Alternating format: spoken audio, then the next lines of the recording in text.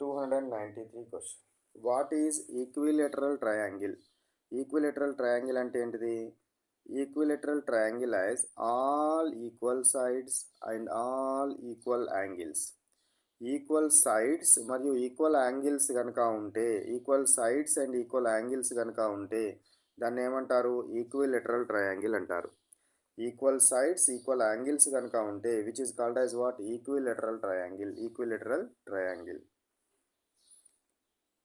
Equilateral triangle అంటే చూడండి, this is the equilateral triangle. ఈ సైడ్ ఈ సైడ్ ఈ సైడ్ మూడు సైడ్స్ ఈక్వల్. ఇది ఒక 3 సెంటీమీటర్స్ ఉంటుంది, ఇది కూడా 3 ఉంటుంది, ఇది కూడా 3 సెంటీమీటర్స్ ఉంటుంది. యాంగిల్ ఈ యాంగిల్ ఈ యాంగిల్ ఈ యాంగిల్ మూడు యాంగిల్స్ కూడా ఈక్వల్గా ఉంటాయి. మూడు యాంగిల్స్ కూడా ఈక్వల్గా ఉంటాయి. అది ఈక్విలేటరల్ ట్రయాంగిల్. సో మొత్తం యాంగిల్స్ ఈ ట్రయాంగిల్లో సమ్ ఆఫ్ యాంగిల్స్ 180. అన్నీ ఈక్వల్గా ఉండాలి. బై 3 వేస్తే 60 డిగ్రీస్. అంటే ప్రతి ఒక్కటి కూడా 60 డిగ్రీస్ ఆఫ్ యాంగిల్ ఉంటుంది. మూడు కూడా 60 60 60 ఉంటాయి. 294 question. What is isosceles triangle? Isosceles triangle అంటే ఏంటిది?